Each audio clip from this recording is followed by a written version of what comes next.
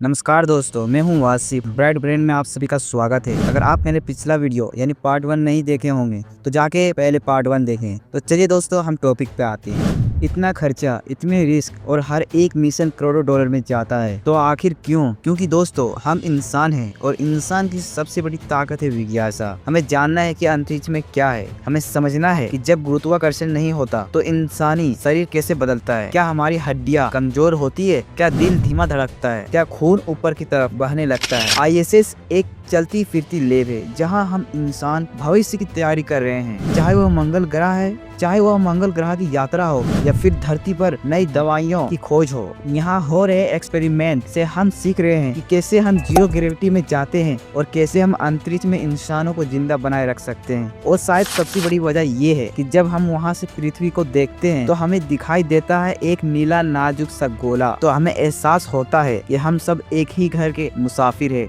और अगर हमें सितारों तक पहुँचना है तो ये सफर यहीं से शुरू होता है। अब सवाल ये है कि ये लगातार घूमता कैसे रहता है? क्या ये लगातार ईंधन चलाता रहता है? तो जवाब है नहीं। पृथ्वी के ऑर्बिट में एक बार पहुंचने के बाद ISS को इंजन चलाने की जरूरत नहीं होती, क्योंकि वहां हवा नहीं है, यानी कोई रेजिस्टेंस नहीं है जो इसे धीमा कर सके। और यहाँ न्यूटन का पहला नियम काम करता है, जो कहता है कि जो वस्तु गति में है वह तब तक गति में रहेगी जब तक कोई बाहरी बल उस पर असर न डाले। ईंधन तो केवल 2 जगह लगता है, जब ISS को लॉन्च किया गया था तब, और जब थोड़े थोड़े समय पर उसकी ऊंचाई को ठीक करना होता है तब, जैसे रिबूस्ट कहते हैं। और ISS को साल में 2 से 5 बार रिबूस्ट किया जाता है ताकि वह अपने परफेक्ट पाथ पर बने रहें। अब सोचिए, अगर हम ISS को रिबूस्ट ना करें तो क्या होगा? अगर ISS को रिबूस्ट ना करे तो धीरे धीरे रेजिडुअल एटमॉस्फेयर की वजह से यह नीचे आने लगेगा। कुछ सालों में यह धरती के वातावरण में दोबारा प्रवेश करेगा और जलकर खत्म हो जाएगा। बाहर से देखने पर ISS किसी चमकते हुए धातु के कीड़े जैसे लगता है जो धरती को आलिंगन में लिए हुए हैं, लेकिन जैसे ही आप इसके भीतर कदम रखते हैं तो आप पहुंच जाते हैं एक ऐसी जगह जहां हर सेंटीमीटर पर विज्ञान का एक्सप्लोजन हो रहा है। हर दीवार पर इंस्ट्रूमेंट, मॉनिटर्स, फ्लोटिंग लैपटॉप्स और वो एक्सपेरिमेंट जो आप धरती पर कभी नहीं कर सकते। एक अंतरिक्ष यात्री ने इसे कुछ इस प्रकार से बयान किया कि यहाँ रहना ऐसा है जैसे आप एक साथ कंप्यूटर, रॉकेट और केमिस्ट्री लैब के अंदर जी रहे हो, जहाँ ऊपर और नीचे कोई मतलब नहीं होता। जीरो ग्रेविटी में ना दिशा मायने रखती है ना वजन। यहाँ आप छत पर भी सो सकते हैं, हवा में तैरते ऑरेंज जूस को चम्मच के बिना भी आप पी सकते हैं और वहाँ रिसर्च भी कर सकते हैं जो धरती की किस्मत बदल सकती है। जीरो ग्रेविटी में इंसानी जीवन की सबसे साधारण क्रियाओं भी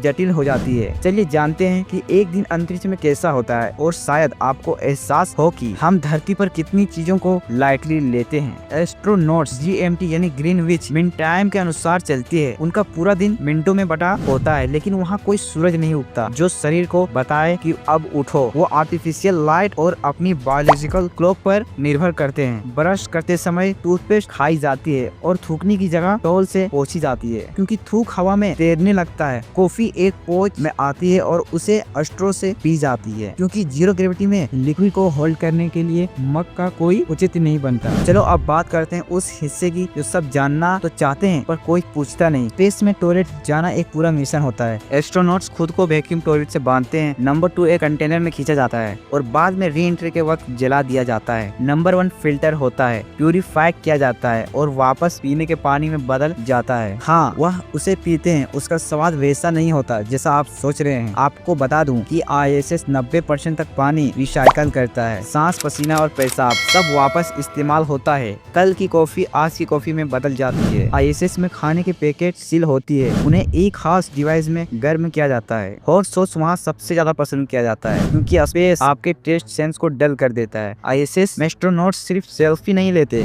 बल्कि उनका एक टिपिकल दिन होता है। 10 घंटे से ज्यादा maintenance check, scientific experiment, space walk की तैयारी, धरती से कांस्टेंट कम्युनिकेशन और रोज की 2 घंटे वर्कआउट। सोने के लिए ना बेड ना बेडरूम, बस स्लीपिंग बैग दीवारों से बंधे हुए होते हैं। कुछ एस्ट्रोनॉट हवा में ही तैरते हुए सोना पसंद करते हैं, जिसे कोई फ्यूचरिस्टिक बटरफ्लाई। सोचिए, आप हर 90 मिनट में धरती का चक्कर काटते हुए सो रहे हैं। यह सिर्फ विज्ञान नहीं है, यह इंसानों की नई परिभाषा है। दोस्तों सच्चाई ये है कि ISS हमेशा के लिए नहीं बना है, वह बूढ़ा हो रहा है, उसमें लीक हो रहे हैं, सिस्टम को लगातार मरम्मत की जरूरत पड़ती है। नासा और उसके अंतरिक्ष साथी साल 2030 तक उसे रिटायर करने की योजना बना रहे हैं। दोस्तों ऐसा माना जाता है कि ISS तो बस एक पहली सीढ़ी है। साल 2040 तक हम देख सकते हैं चांद पर बने बेस, मंगल पर रहने योग्य स्पेस स्ट्रक्चर और शायद अंतरिक्ष में पैदा हुए बच्चे। ISS सिर्फ कोई एक मिशन नहीं है, बल्कि वह एक निशानी है इंसानों की हिम्मत की, उसकी सोच की और उसके सपनों की। ये उस पल की याद दिलाता है जब हमने पहली बार आसमान की ओर देखा था और पूछा था कि क्या हम कभी वहां तक पहुंच सकते हैं। शायद कल को जब जमीन पर जगह कम होगी या जब हम सितारों की